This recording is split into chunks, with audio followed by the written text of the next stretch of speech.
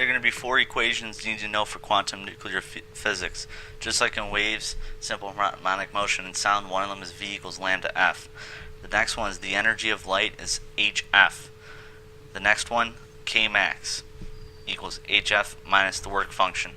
Those are the only three equations you'll need to know for this. Unlike regular waves, the energy for light is contained in the frequency and not in the amplitude. You have multiple types of light. There's radio, infrared, visible, and your Roy G. Biv. Ultraviolet, X-ray, and gamma.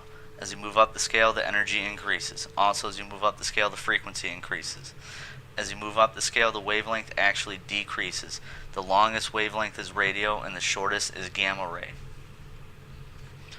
When using E equals HF to calculate it, you'll have two options for H. One of them is 6.63 E negative 34 joule seconds. The other is 4.14 E negative 15 electron volt seconds. You know how to use the right one based on what your answer choices are. If they're in joules, go with the joule seconds one. If they're in electron volts, go with the electron volts one. The next issue you're probably going to run into deals with finding either the wavelength or the frequency. You're going to use the speed of a wave, V equals lambda F. But the trick is it might give you something, for example, that the frequency of a particular beam of light is 4.5 E14 Hertz. And I'll ask you to find the wavelength. The trick is it seems like you don't have enough information, but you do. Since it's light, the speed of the light wave is 3 times 10 to the 8th meters per second. It's always 3 times 10 to the 8th meters per second in quantum nuclear physics.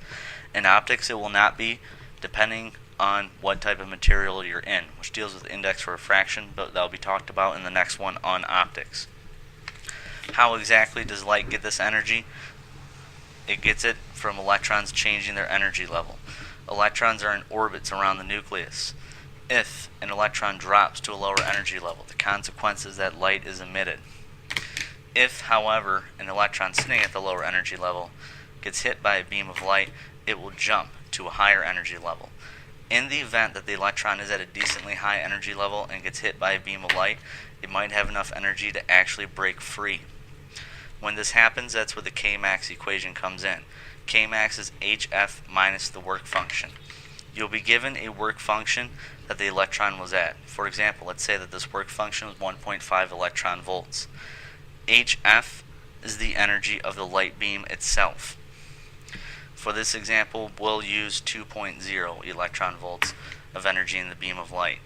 So, the maximum kinetic energy that the electron can have is 2.0 minus 1.5, or 0.5 electron volts of energy.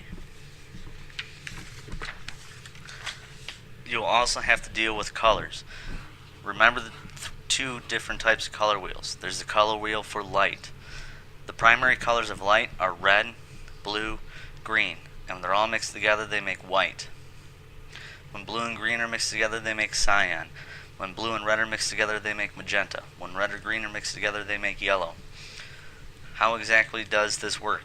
If we take a red paint and we shine white light on it, you have your red, blue, and green.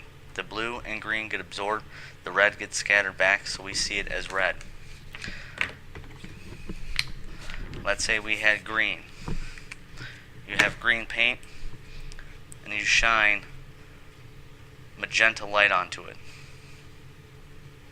Magenta consists of blue and red. Therefore, the green will absorb the blue and red, and this will appear black. Pigments are different. Pigments can be thought of as paint. This is what they taught you in art class. They just got the colors slightly wrong. It's not blue, it's actually cyan. It's not red, it's actually magenta, and yellow is still yellow. You mix cyan and yellow, you get green. That's what you're used to thinking about in a kid with blue and yellow, except it's cyan and yellow, and it makes green. Cyan and magenta will make blue. Magenta and yellow will make red. If you mix them all together, you will get black. So, if you take cyan paint and yellow paint, where they mix together here, this will be green.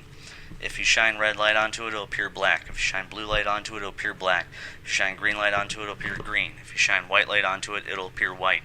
The key thing to know what this will appear is two things. One, what is it composed of, and therefore will absorb? And two, what is the color of light that shine on it, and what does that light contain?